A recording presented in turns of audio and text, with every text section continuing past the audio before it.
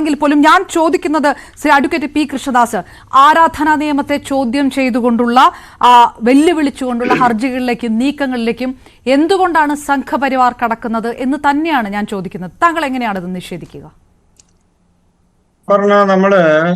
ഞാൻ ബഹുമാനപ്പെട്ട മുസ്ലിം ലീഗിന്റെ പ്രതിനിധിയും ബഹുമാനപ്പെട്ട ശ്രീ സമ്പത്തും ഒക്കെ പറയുന്നത് കേൾക്കുമായിരുന്നു. ഞാൻ കുറച്ച് ലേറ്റ് ആയിട്ടാണ് ജോയിൻ ചെയ്തത്. പക്ഷേ നമുക്ക് സത്യത്തെ വളച്ചൊടിക്കാം, സത്യത്തെ തെറ്റായി വ്യാഖ്യാനിക്കാം. നമുക്ക് നമ്മുടെ ഇഷ്ടത്തിനെതിരെ ഏത് തരത്തിൽ വേണമെങ്കിലും വർത്തമാനത്തിന്റെ ഭാഗമായി പറയാം. ഇങ്ങനെയൊക്കെ പറയാമോ? എനിക്കറിയില്ല. ഇവർക്ക് പറ്റുമായിരിക്കും. കാരണം പലപ്പോഴും തെറ്റായ കാര്യങ്ങൾ ജനങ്ങളോട് പറയാൻ വേണ്ടി ഔത്സുക്യം കാണിച്ചിട്ടുള്ള പാർട്ടികളുടെ ആൾക്കാരാണ് രണ്ട് പ്രതിനിധികളും. അവിടെ എന്താ സംഭവിച്ചിട്ടുള്ളത്? സംഭാലിൽ അവിടെ ജില്ലാ കോടതിയിൽ ഒരു കേസ് വന്നിരിക്കുന്നു. ആ സംഭവത്തെ സംബന്ധിച്ച് കമ്മീഷൻ അന്വേഷിക്കാൻ ഉത്തരവിട്ടിരിക്കുന്നു. എന്ന് പറഞ്ഞാൽ അഡ്വക്കേറ്റ് കമ്മീഷൻ പരിശോധന നടത്താൻ ഉത്തരവിട്ടിരിക്കുന്നു. ഇതറിയാത്തവരല്ലല്ലോ ഈ രാജ്യത്തെ സാധാരണക്കാരായിട്ടുള്ള ആളുകൾ മുതൽ ഈ ചർച്ചയിലിരിക്കുന്ന അപർണ അടക്കമുള്ള ആളുകൾ. അങ്ങനെ കോടതി ഉത്തരവിന്റെ അടിസ്ഥാനത്തിൽ കഴിഞ്ഞ നവംബർ 19 തീയതി വന്ന കേസിൽ 24 തീയതിയിലെ കോടതി ഉത്തരവിന്റെ അടിസ്ഥാനത്തിൽ അഡ്വക്കേറ്റ് കമ്മീഷൻ പോകുന്നു. ബഹുമാനപ്പെട്ട സമ്പത്ത് സാറിന് അറിയാത്ത കാര്യമല്ലല്ലോ അഡ്വക്കേറ്റ് കമ്മീഷൻ എങ്ങനെയാണ് ഒരു സിവിൽ കേസിൽ സ്ഥലം സന്ദർശിക്കുക, എന്ത് പരിശോധനയാണ് നടത്തുക. അതിനുള്ള വർക്ക് മെമ്മോന്റെ അടിസ്ഥാനത്തിൽ അവരൊരു സ്ഥലം സന്ദർശിക്കും, അതിന്റെ റിപ്പോർട്ട് തയ്യാറാക്കാനുള്ള നടപടികളുമായി മുന്നോട്ട് പോകും. പക്ഷെ എന്താ ഇവിടെ പ്രചരണം നടക്കുന്നത്?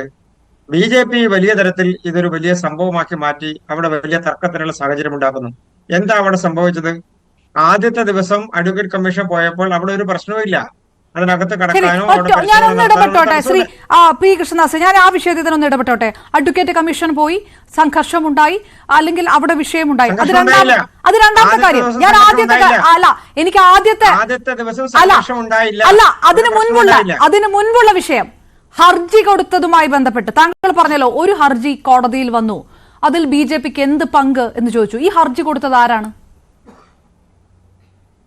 ഞാന് അതാ തിരിച്ചു ചോദിക്കാൻ ആഗ്രഹിക്കുന്നത്. ആര് ഹർജി കൊടുത്താലും എവിടെ നിന്ന് ഹർജി വന്നാലും നമ്മുടെ ജനാധിപത്യ സംവിധാനത്തിൽ ഏതൊരാൾക്കും ഈ രാജ്യത്ത് അതാരാണ് ഹർജി കൊടുത്തത്? ആരാണ്? അതും കൂടി പ്രേക്ഷകർ അറിയണം. ആരാണ് ആ ഹർജി കൊടുത്തത്? അവിടെ നിങ്ങൾ പറഞ്ഞു അഡ്വക്കേറ്റ് ഹരിശങ്കർ ജെയിൻ ആരാണ്? അദ്ദേഹമാണ് ആ ഹർജി കൊടുത്തത്. അഡ്വക്കേറ്റ് ഹരിശങ്കർ ജെയിൻ. BJPയെ സംബന്ധിച്ചിടത്തോളം, സംഘപരിവാറിനെ സംബന്ധിച്ചിടത്തോളം അഡ്വക്കേറ്റ് ഹരിശങ്കർ ജെയിൻ ആരാണ്? അല്ല, എനിക്കറിയില്ല. നിങ്ങൾ തന്നെ വിശദീകരിച്ചോളൂ. എനിക്കറിയില്ല അദ്ദേഹം ആരാണെന്നുള്ളത്. ഞാൻ ശ്രദ്ധിച്ചിട്ടില്ല. അഡ്വക്കേറ്റ് ഹരിശങ്കർ ജെയിൻ താങ്കൾക്ക് അറിയില്ല എന്ന് പറഞ്ഞാൽ ഞാനത് വിശ്വസിക്കില്ല. ബാബറി മസ്ജിദിൽ ഹിന്ദു വിഭാഗത്തിന് വേണ്ടി വാദിച്ച അതേ വക്കീൽ, ഗ്യാൻ വാബിയിൽ വാരണാസിയിൽ വാദിച്ച അതേ വക്കീൽ, 99 അമേത്തിയിൽ സോണിയാഗാന്ധിക്കെതിരെ മത്സരിച്ച് സ്വതന്ത്രനായി നിന്ന വക്കീൽ, സ്വതന്ത്രനായിട്ടാണ് അദ്ദേഹം നിന്നത്, താജ്മഹൽ പൊളിക്കണമെന്ന് പറഞ്ഞ അതേ വക്കീൽ. BJP സ്ഥാനാർത്ഥി അല്ലല്ലോ, അതാ ഞാൻ പറഞ്ഞത്. BJP സ്ഥാനാർത്ഥി അല്ലല്ലോ. അല്ല, അതാണ് ഞാൻ പറഞ്ഞത്. അദ്ദേഹം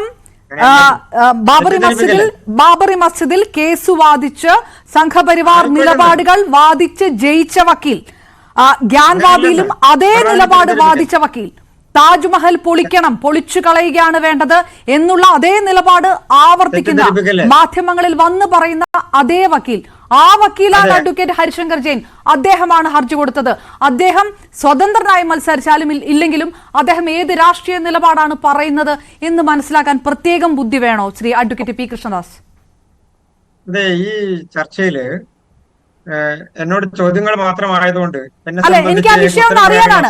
അതാണ് ഞാൻ കാതലായിട്ട് പറയുന്നത്. ഈ ഹർജി കൊടുത്തിരിക്കുന്ന ആളുടെ രാഷ്ട്രീയ താല്പര്യം എന്താണ് എന്ന് വ്യക്തമാക്കാനാണ്. ആരോ ഒരാൾ ഹർജി കൊടുത്തതല്ല എന്ന് വ്യക്തമാക്കാൻ. അതിന് പ്രസക്തി ഇല്ല എന്നാ ഞാൻ പറഞ്ഞത്. അതിന്റെ പ്രധാനപ്പെട്ട കാരണം ഏതൊരാൾക്കും, അത് BJP അനുഭാവിയാവട്ടെ, മുസ്ലിം ലീഗ് അനുഭാവിയാവട്ടെ, CPM അനുഭാവിയാവട്ടെ, ആർക്ക് വേണമെങ്കിലും കോടതിയെ ഏത് വിഷയത്തിലും സമീപിക്കാനുള്ള അവകാശമുണ്ട്, അധികാരമുണ്ട്. BJPയുടെ സ്ഥാനാർത്ഥിയായിട്ടാണോ അദ്ദേഹം മത്സരിച്ചത്? അല്ലല്ലോ. അപർണ തന്നെ പറഞ്ഞല്ലോ, BJP ആയിട്ട് അദ്ദേഹത്തിന് എന്താ ബന്ധം? ഒരു ബന്ധവുമില്ല. മറ്റ് നിലപാടുകളെല്ലാം BJPയുടെയും സംഘപരിവാറിന്റെയും നിലപാടുകൾ ഉയർത്തിപ്പിടിക്കുന്ന ഒരാളാണ് അഡ്വക്കേറ്റ് ഹരിശങ്കർ ജെയിൻ. അദ്ദേഹത്തിന്റെ എക്സിൽ എങ്ങനെയാണ് അദ്ദേഹത്തിന്റെ ബയോ കിടക്കുന്നത് താങ്കൾക്ക് അറിയാമോ? ജയതു ഹിന്ദു രാഷ്ട്ര എന്ന്. അതായത് ഹിന്ദു രാഷ്ട്രം മതി ഇന്ത്യയിൽ എന്ന് പറയുന്ന അദ്ദേഹത്തിന്റെ നിലപാട് മറ്റെന്താണ്? വേറെന്ത് നിലപാടാണ് അദ്ദേഹത്തിന്റെ? അദ്ദേഹം കോൺഗ്രസ് ആണോ? അദ്ദേഹം ഇടതുപക്ഷമാണോ? എന്ത് നിലപാടാണ് അദ്ദേഹത്തിന്റെ? നമ്മുടെ രാജ്യത്ത് BJP ഉയർത്തിപ്പിടിക്കുന്ന നിലപാടിനും അല്ലെങ്കിൽ BJP മുന്നോട്ട് വെക്കുന്ന ഞങ്ങളുടെ രാഷ്ട്രീയ അജണ്ടക്കും അങ്ങനെയാണെന്ന് കൂട്ടിക്കോളും. അങ്ങനെ അനുഭാവം പ്രകടിപ്പിക്കുന്നവരോ സമാനമായി ചിന്തിക്കുന്നവരായിട്ടുള്ള നിരവധി ആളുകൾ ഉണ്ടാകും. അങ്ങനെയുള്ള ആളുകൾക്ക് അവരുടേതായിട്ടുള്ള അജണ്ടകൾ ഉണ്ടാകും, അവരുടേതായിട്ടുള്ള ലക്ഷ്യങ്ങൾ ഉണ്ടാകും, അവരുടേതായിട്ടുള്ള നടപടികൾ ഉണ്ടാകും. അതെല്ലാം BJPയുടെ മേത്തേക്ക് ചാരിക്കൊണ്ട് നിങ്ങൾ എന്നോട് ചോദ്യം ചോദിക്കണമെന്നില്ല. അതിനർത്ഥം ഞാൻ കൃത്യമായി പറയാൻ ആഗ്രഹിക്കുന്നത്, അവിടെ നടക്കുന്ന ഒരു നടപടിയുമായി ബന്ധപ്പെട്ടുകൊണ്ട് കോടതിയിൽ നടന്നിട്ടുള്ള കേസുമായി ബന്ധപ്പെട്ടുകൊണ്ട് കമ്മീഷൻ പോകുന്നു. ആദ്യത്തെ ദിവസം ഒരു പ്രശ്നവുമില്ല. രണ്ടാമത്തെ ദിവസമാണ് ഈ പ്രശ്നങ്ങൾക്കെല്ലാം തുടക്കമുണ്ടാകുന്നത്. ഇപ്പോ ബഹുമാനപ്പെട്ട ശ്രീ ഷാഫി പറഞ്ഞല്ലോ, BJP വലിയ അജണ്ട സൃഷ്ടിച്ച് വലിയ കൊലപാതകങ്ങളും വലിയ പ്രശ്നങ്ങളും വലിയ തർക്കങ്ങളും ഒക്കെ ഉണ്ടാക്കുകയാണെന്ന്. ഇതുപോലെ തന്നെ രാമജന്മഭൂമി പ്രശ്നം നടന്നപ്പോ എത്ര പേരെയാണ് മുലായം സിംഗ് ഗവൺമെന്റ് വെടിവെച്ച് കൊല്ലുന്ന സാഹചര്യം ഉണ്ടായത്? എത്ര പേരാണ് BJP പ്രവർത്തകരായിട്ടുള്ള ആളുകൾ, അനുഭവികളായിട്ടുള്ള ആളുകൾ, അതിന്റെ സമരവുമായി വന്നിട്ടുള്ള ആളുകൾ, അതിന്റെ പ്രക്ഷോഭത്തിന്റെ ഭാഗമായിട്ടുള്ള ആളുകൾ മരിച്ചു പോയിട്ടുള്ളത്, മരണപ്പെട്ടിട്ടുള്ളത്, അവരെല്ലാം ബലിദാനികളായി മാറിയിട്ടുള്ളത്? ഇനി തിരിച്ച് ഞാനൊന്ന് ചോദിക്കട്ടെ, നമ്മുടെ രാജ്യത്ത് ഈ തരത്തിൽ പ്രശ്നങ്ങൾ ഉണ്ടാക്കുന്നതിൽ അല്ലെങ്കിൽ ഇതുമായി ബന്ധപ്പെട്ടുകൊണ്ട് അത് വലിയ രാഷ്ട്രീയ ലാഭത്തിനുള്ള സാഹചര്യം ഉണ്ടാക്കണം എന്ന് വിചാരിക്കുന്ന ആളുകൾ ഇപ്പൊ പാർലമെന്റ് നടക്കുകയാണല്ലോ. ബഹുമാനപ്പെട്ട ശ്രീ സമ്പത്ത് സൂചിപ്പിച്ചത് അദ്ദേഹം ആന്ധ്രയിൽ നേരത്തെ പോയി എന്നുള്ളതാണ്. ഈ കേരളം അടക്കമുള്ള സ്ഥലങ്ങളിൽ എത്രയോ ഘട്ടങ്ങളിൽ രാഷ്ട്രീയ നേതാക്കൾക്ക് പ്രവേശനം നിഷേധിക്കപ്പെട്ടിട്ടുണ്ട്. എത്രയോ ഘട്ടങ്ങളിൽ തർക്കങ്ങൾ ഉണ്ടാകുമ്പോൾ, പ്രശ്നങ്ങൾ ഉണ്ടാകുമ്പോൾ അവിടെ രാഷ്ട്രീയ നേതാക്കൾ മാത്രമല്ല മറ്റുള്ള ആളുകൾ പ്രവേശിക്കുന്നതും 144 പ്രഖ്യാപിക്കുന്നതൊക്കെ രാജ്യത്ത് ആദ്യമായി സംഭവിക്കുന്ന കാര്യമൊന്നുമല്ലല്ലോ. അതൊക്കെ അവിടെ നിൽക്കട്ടെ. ഇനി അതിന്റെയൊക്കെ രാഷ്ട്രീയത്തിനേക്കാൾ അപ്പുറത്തേക്ക് കടന്നാൽ പാർലമെന്റ് നടക്കുന്ന ഒരു സമയത്ത് ബഹുമാനപ്പെട്ട പ്രതിപക്ഷ നേതാവ് അത്രയ്ക്ക് ശക്തനാണെങ്കിൽ, അത്രയ്ക്ക് ശക്തിയുള്ള ആളാണെങ്കിൽ അദ്ദേഹം പാർലമെന്റിലല്ലേ ഈ വിഷയം ഉന്നയിക്കേണ്ടത്? പാർലമെന്റ് നടക്കുന്ന ഒരു സമയത്ത് നേരെ സംഭവം നടക്കുന്ന സ്ഥലത്ത് 144 പ്രഖ്യാപിച്ചുള്ള സ്ഥലത്ത് എന്ത് അവകാശമാണുള്ളത്? എനിക്ക് സമ്പത്തിനോട് അതാ ചോദിക്കാനുള്ളത്. ബഹുമാനപ്പെട്ട സമ്പത്ത്, എന്ത് അവകാശമാണ് ഭരണഘടനാപരമായി അദ്ദേഹത്തിന് നിഷേധിക്കപ്പെട്ടത്? അങ്ങ് പറഞ്ഞല്ലോ, അദ്ദേഹത്തിന് എല്ലാ അവകാശവും നിഷേധിക്കപ്പെട്ടു. ശ്രീ